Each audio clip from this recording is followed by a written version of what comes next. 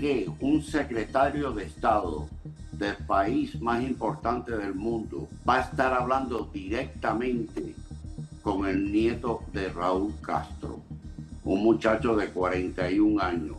Sí representa una generación nueva. Cuéntanos un poco por qué considera usted que él podría ser esa figura, que él podría ser la persona que quizá encaminara o con la que Marco Rubio se sintiera más cómodo para hablar sobre la transición de la democracia a Cuba. Yo no estoy seguro que él es la persona correcta. Ahora déjame explicarte por qué. Una de las cosas que hemos aprendido de Raúl Castro, igual que Fidel, es que confían en muy pocas personas. En este caso, como vimos a través de las negociaciones cuando el presidente Obama abrió relaciones diplomáticas con Cuba, ¿no? Fue Alejandro el que negoció por Cuba.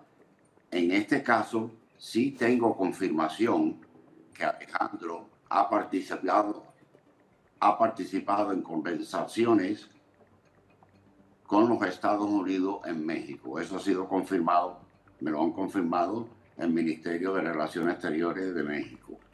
Al mismo tiempo, yo no tengo ninguna confirmación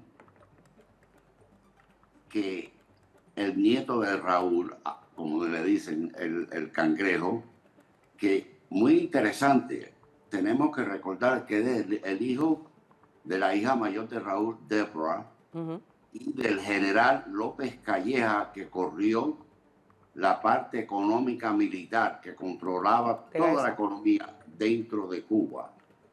Pero tristemente para mí esa era la persona que iba a reemplazar a Raúl Castro en un momento. Pero inafortunadamente o afortunadamente murió hace como 3 o 4 años de cáncer. Entonces, la pregunta que yo me hago, ¿por qué un secretario de Estado del país más importante del mundo va a estar hablando directamente con el nieto de Raúl Castro, un muchacho de 41 años? Puede ser que está pasando, como tú dijiste, sí representa una generación nueva, pero no podemos descartar, Mariana, cuando vemos el círculo de poder hoy en Cuba. Raúl tiene 94 años. Exacto. Y la mayoría de los militares también tienen años bastante avanzados.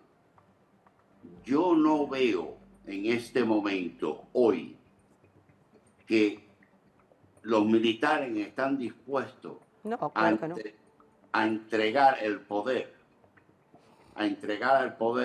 a una generación nueva. Una transición posible, pero entonces le tuvieran que dar, por ejemplo, sacar a Díaz-Canel y poner al nieto de presidente de Cuba. Pero las cuestiones que se abordan, y yo estoy de acuerdo con usted, hombre, la persona que se supondría que haber tenido que tomar el relevo era López Calleja, pero efectivamente falleció. No hay posibilidad de que nadie cercano a él, a excepción del cangrejo, pudiera. Pero yo creo que en este momento, y corríjame si estoy equivocado, Venezuela es un espejo. Y no es un espejo porque la transición al proceso democrático se vaya a producir de la misma manera. Creo que son conceptos totalmente diferentes. Correcto. Pero sí creo que para la forma de negociar, sí están tomando muy en cuenta lo que pasó con Nicolás Maduro y la forma en la que sacaron a Nicolás Maduro de Venezuela.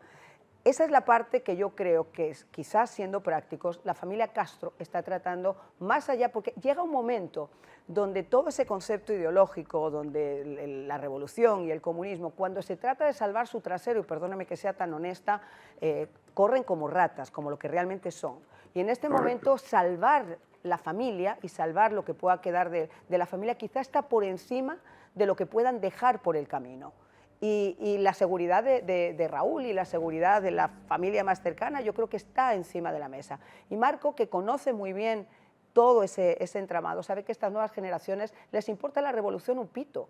Les importa realmente vivir la vida loca como están viviendo, con fiestas de cumpleaños, con coches maravillosos, con viajes, con casas carísimas, con testaferros en diferentes partes del país, a costillas de su pueblo. Quizá creo que eso es la parte estratégica por la que se pudiera haber hecho ese acercamiento. Aparte que él tiene personas muy poderosas dentro de Gaesa y no podemos dejar de lado el conglomerado político-empresarial. Ahora vamos a tu teoría, que yo no creo que no estás equivocada. Vamos a suponer, y sabemos que Raúl Castro tiene un plan, hasta pasaporte para la familia de él y de Fidel Castro, para salir de Cuba en caso de una emergencia. Porque Raúl no solamente, como me han dicho personas que han trabajado para él, le preocupa mucho y cuida mucho no solamente la familia de él, pero la familia de Fidel. Entonces siempre ha habido un plan de escape. Yo no creo que en Cuba existe una Delcy Rodríguez que va a entregar a Raúl Castro. No, eso no existe. Pero existe la posibilidad que Raúl salga de Cuba con su familia. Yo creo, y estoy especulando que no me gusta hacerlo, yo creo que posiblemente él sacara a la familia y él ya no, a los 94 años se quedara dentro de Cuba. Pero entonces, ¿quién dirige el gobierno cubano? Porque Díaz-Canel es el presidente, pero todos sabemos... Es un pelele. Exacto, que atrás las decisiones son de Raúl Castro, lo sabemos. Pero, volvemos, el cuerpo militar cubano está intacto. Yo no veo ninguna rotura dentro de los militares principales. Él mismo sacó a los fidelistas y puso a los raulistas.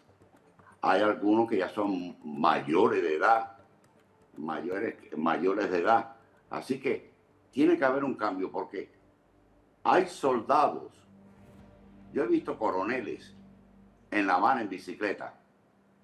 Entonces, hay soldados que también tienen el problema de no tener agua, no tener electricidad, no tener comida y que no participan en la corrupción que hay dentro de esa economía. Ahora, un punto muy interesante que me ha tocado no sé sinceramente lo que quiso decir el secretario Rubio hace 3 días, que si Cuba reformara la economía, a lo mejor la presión de los Estados Unidos iba a ser un poquito mejor. Reformar la economía de Cuba, como tú sabes, es una economía centralizada. Y además, el mismo Raúl, cuando tomó el poder, trató de implementar medidas para mejorar la economía, pero no existe dentro de ese gobierno una infraestructura para implementar y sostener esas reformas. Así que no es de un día al otro. Eso, si lo hacen, va a tomar tiempo. Pero además hay otra cosa, doctor Gómez. Yo he seguido este proceso, llevo 30 años en este país, he seguido el tema de Cuba prácticamente desde que llegué. Y esto merece un análisis más importante que las palabras que haya podido tomar o de repente esa frase del discurso de Marco Rubio, porque Marco es el primero que, siendo senador, ha hablado en primera persona y en titulares de neón sobre la libertad del pueblo cubano. Es la libertad del pueblo cubano, no solamente la economía, es la libertad del pueblo cubano, la represión sobre el pueblo cubano, los presos políticos, la forma en la que se vive en Cuba, la que está obligando a ese éxodo masivo desde hace un montón de tiempo que también afecta a los Estados Unidos.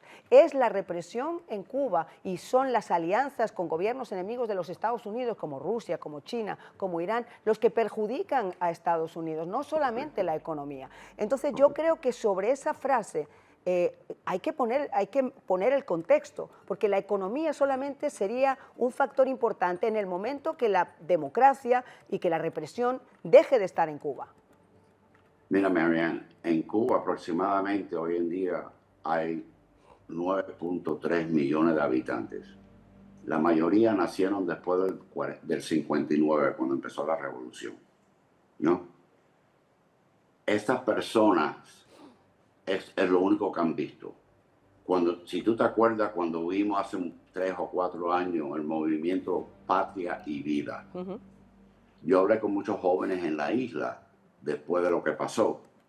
Y me acuerdo que una misma dirigente de un grupo, y no lo voy a decir, pero dirigente de un grupo me dijo, mira Andy, ustedes en el exilio no entienden sinceramente lo que quiere decir este movimiento. Primero tenemos que tener vida y segundo patria, pero nosotros no tenemos ni las herramientas ni el conocimiento para desarrollar una patria. Tenemos que contar con ustedes en el exilio a decirnos, a explicarnos, a enseñarnos cómo volver a crear una democracia en Cuba. Porque, mira, a mí me molesta cuando oigo personas que dicen retornar a Cuba a la democracia. No había democracia en el 59, antes. Y te voy a decir, democracia en Cuba la hubo de 1940 a 52. Así que no estamos hablando de retornar a Cuba a una democracia, sino una transición a la democracia. Y para esas personas que han vivido toda su vida dentro de una ideología que hoy en día ya no existe, ¿no? Eso crea un trauma psicológico, como me dicen mis amigos doctores psiquiatras, un trauma psicológico de vivir dentro de una cultura de miedo. Claro. Pero ya están perdiendo el miedo, ya lo han perdido, como hemos visto. Pero, ¿cuál es siempre ha habido un escape. Y uno de los problemas, como decía un gran profesor, Luis Aguilar León, que falleció hace ya muchos años, uno de los mejores cubanólogos. Cuba tiene un problema, y el problema es que tiene a los Estados Unidos muy cerca. Y entonces, como tú me has escuchado sinceramente otras veces, yo digo, cuando esa olla de presión está por explotar, y hoy en día está por explotar, Fidel siempre supo cómo abrir la tapa y dejar que el humo saliera. ¿Qué te estoy diciendo?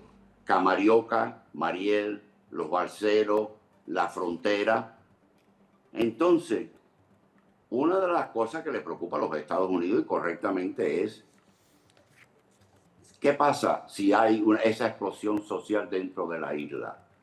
A mí me han dicho muchos de los jóvenes que ellos no piensan quedarse en la isla para ningún cambio, porque va a durar mucho tiempo para reconstruir a Cuba de nuevo, y eso me preocupa mucho. Eso me preocupa mucho. Doctor Gómez, usted ha tocado un factor importante. O sea, dentro de toda esta tormenta que estamos hablando, yo le he preguntado también a muchos analistas, como le voy a preguntar a usted, ¿cuál sería entonces el papel que juega el exilio? Porque no se puede hablar de una transición en Cuba sin tomar en cuenta, al menos, la opinión o el peso que ha tenido la oposición y sobre todo ese exilio que ha dejado sangre, sudor, lágrimas y vidas. Bueno, la reconciliación, como ha pasado en otros países, tiene que pasar con Cuba. Ahora, todo depende en la mano que queda el poder cubano y si están dispuestos, porque nosotros no nos podemos poner a empujar las ideas de nosotros si ellos nos quieren. Todavía, y lo vimos durante la administración de Obama, el gobierno cubano tuvo toda la oportunidad a negociar y abrir las puertas, empezando por soltar los presos políticos, respetar los derechos humanos, tener elecciones, pero ellos siguen diciendo, no, me tienen que levantar el embargo. Caballero, el embargo le permite al gobierno cubano a comprar medicinas y comida de los Estados Unidos, pero ellos son tan cabezones y puedo ser tan simples que no lo hacen. No lo hacen. Entonces, ya el pueblo cubano se ha dado cuenta, y voy a usar la palabra que usan ellos, el pueblo cubano se ha dado cuenta que el bloqueo de los Estados Unidos no es el problema.